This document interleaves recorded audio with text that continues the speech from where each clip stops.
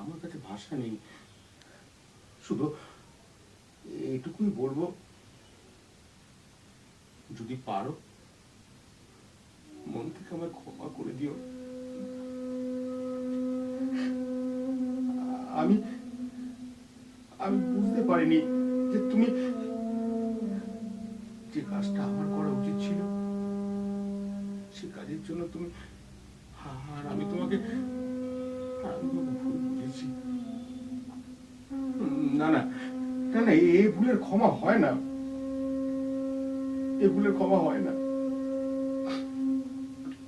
আবারও বলছি পূর্বা, যদি সম্ভব হয়